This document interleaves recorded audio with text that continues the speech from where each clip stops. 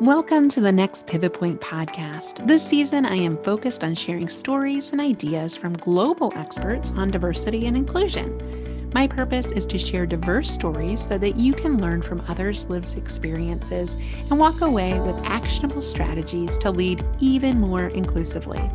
I share this information because inclusive leadership is a journey. It requires bravery and courage, and you do not have to do it alone. At Next Pivot Point, I believe we are stronger together as allies. Let's meet this week's guest.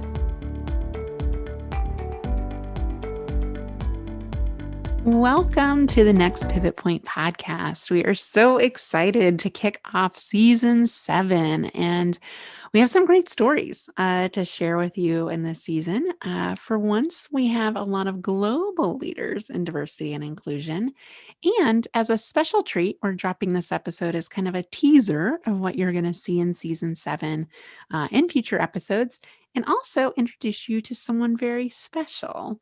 I have a new team member at Next Pivot Point. Her name's Kathryn Buntain, and she is amazing. In just a few short weeks, she has learned the ins and outs of what it's like to work with a diversity training speaker. And she comes actually with a rich experience in not just project management and event management, but also diversity and inclusion. So Kathryn's joining us. Kathryn, welcome to the show. Hi, thanks so much. I feel really honored to be amongst all of your esteemed guests.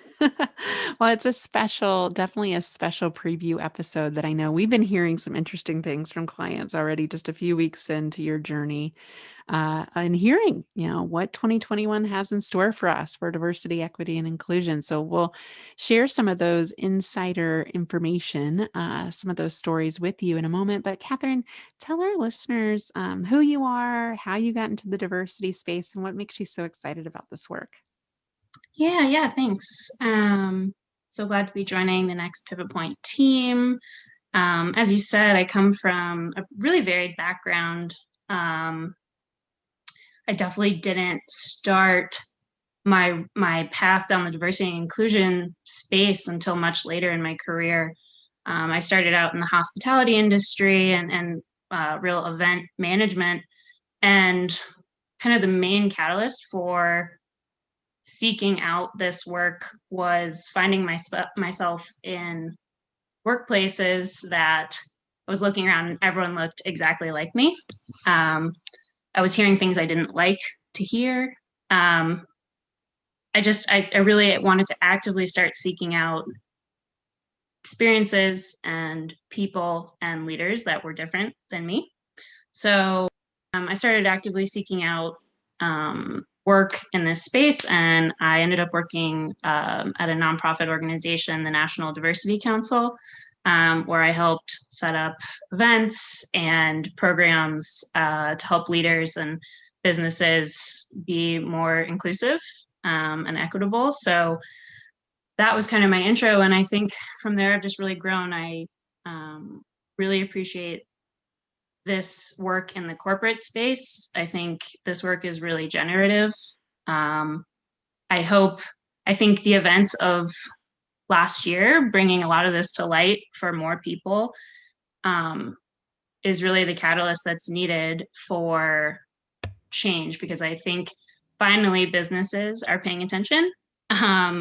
Whereas in the past, I think that was a little bit slower to happen. So businesses taking action now, and it is crucial, I think, and I'm excited to be in this space. Yeah.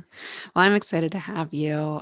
Definitely really bringing some really high caliber experiences, expertise to the table, and to be not alone in this diversity work. It's nice to have someone to co-miserate with from time to time, and to this work's hard. It's messy. If it was easy, we would have already solved a lot of these issues in the workplace. And like you said, a lot of corporate entities are just waking up to the fact that this is a real problem, that we can't just stay quiet about these issues. Black Lives Matter, social justice, even politics, as we're seeing in the events that have already unfolded this month, very recently. Weeks ago with the Capitol breach and the inauguration. I mean, these things, the personal is political, and it's these conversations are happening in the workplace and how do leaders navigate these tricky subjects. So I know that's something that we're hearing from our clients that they want our help with how to have a hard conversation about diversity and inclusion, how to engage our senior leadership team in the conversation about diversity and inclusion. And sometimes they're on board and just naturally, it's refreshing. We've had calls that were very refreshing where the CEO is like, I don't know what I don't know. Let's learn this together. And then in Yeah. contrast, we'll have calls with HR leaders and D&I leaders that feel like they're on an island, that are all alone trying to drive this work forward, and people don't seem very supportive, like really genuinely supportive. What Mhm. else have you learned of kind of the current state of diversity, equity, and inclusion? Where do you think we're at? Yeah, like I said, I hope this year looks a little different. I mean, it's still going to be a slow process, I think, but I think this year we can expect more companies to feel accountability around this work. Yeah, Um, their employees more of their employees are hopefully engaging in some more learning about racism um, and educating themselves and therefore then holding their leaders accountable, where I think in the past that's been a real key that's been missing. yeah. Um, so employees, consumers, business partners are going to be holding businesses and leaders accountable this year. Absolutely. Um, They're asking questions like, what does your representation of your leadership team look like? Yeah. What is your employee makeup like? What communities are you serving? I mean, these types of questions aren't going to go away. I think you're totally right.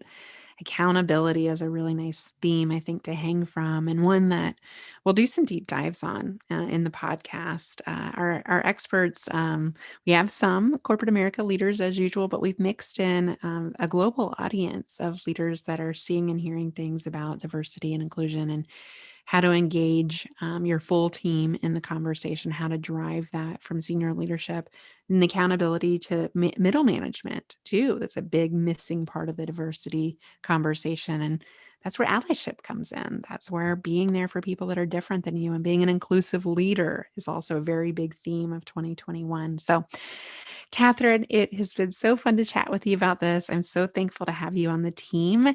And listeners, stay tuned for season 7. We will have a cascade of diversity, equity, and inclusion leaders joining the podcast each week to share their unique story. So be sure to subscribe to the Next Pivot Point podcast on your favorite podcast software.